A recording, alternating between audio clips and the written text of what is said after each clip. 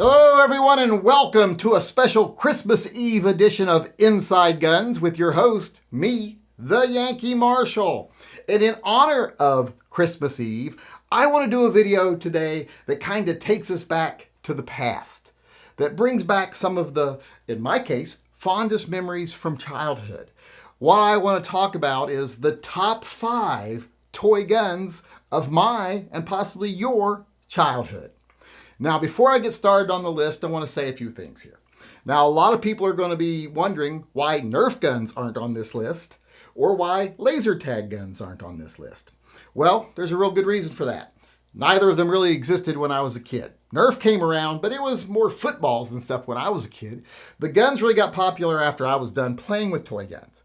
Same thing with laser tag. It didn't come along till I was a teenager, and it was really low quality back then. It's much better now. And I've bought a lot of Nerf guns and a lot of laser tag guns and given them away to kids, at least you have anyway, with toy guns for tots, but they just weren't a part of my childhood.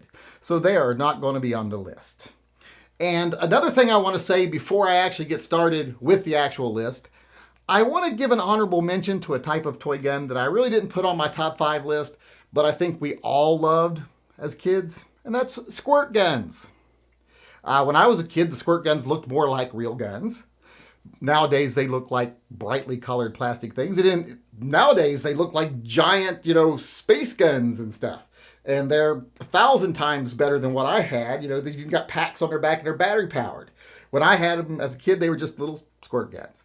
But we had immeasurable fun with them. I don't know any kid that probably hasn't had fun with squirt guns. If today's generation isn't playing with squirt guns in the summertime, I feel sorry for them. So I wanted to give them an honorable mention, even though they didn't make the list.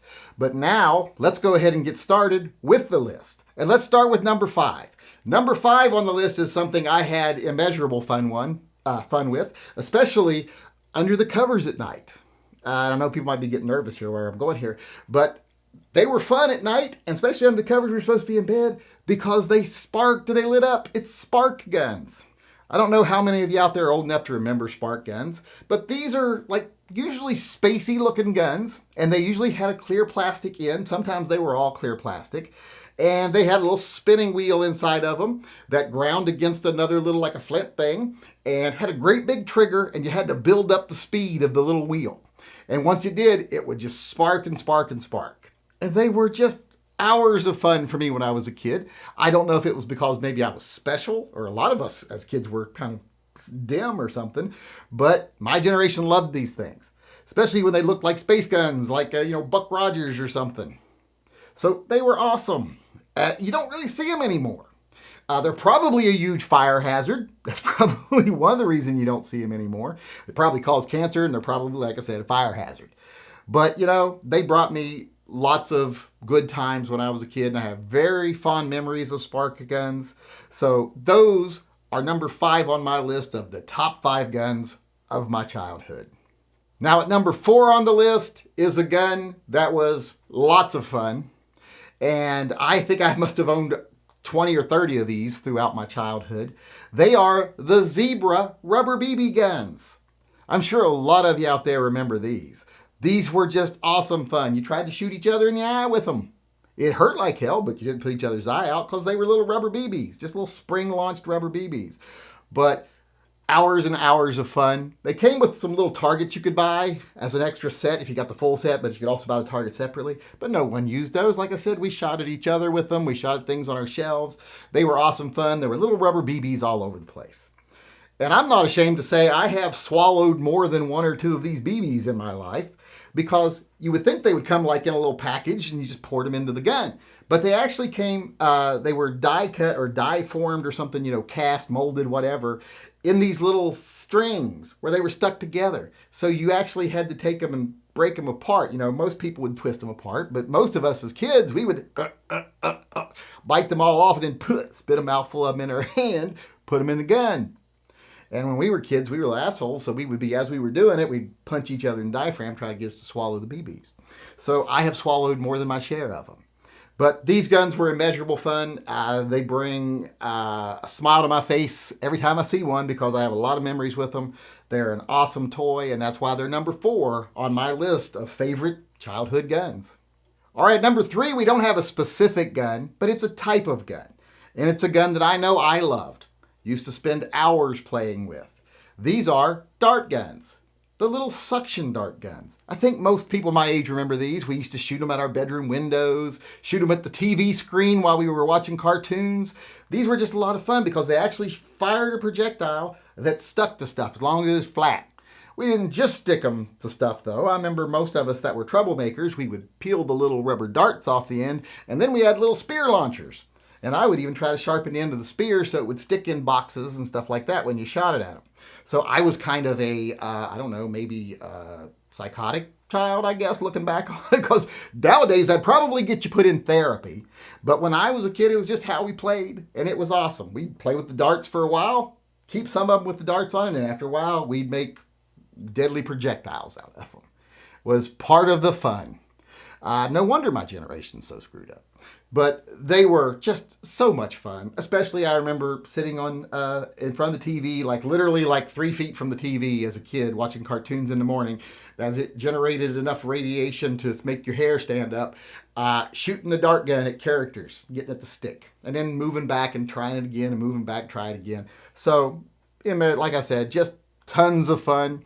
So that's why dart guns are number 3 on my list of favorite toys from my childhood. All right, at number 2, we have one of my absolute favorite guns, of course, or why would it be number 2? But it's a gun you're probably not even going to know what it is when I say the name of it. It's a tracer gun. But for those of you that don't know it by that name, you'll think of it more as a disc gun.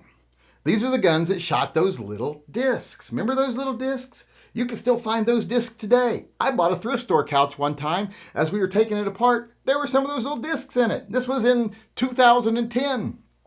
So these things definitely left their mark on history just by leaving the little discs everywhere.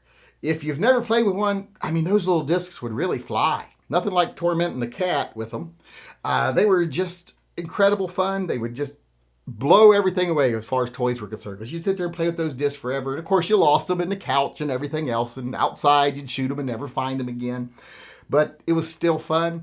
And I remember my grandmother found at a yard sale one of these tracer guns still in the package, but it was a Star Trek tracer gun, which I don't understand why it was Star Trek, because it had nothing to do with Star Trek. They didn't use them on Star Trek. The gun existed before they were ever labeled as a Star Trek gun, just a marketing thing.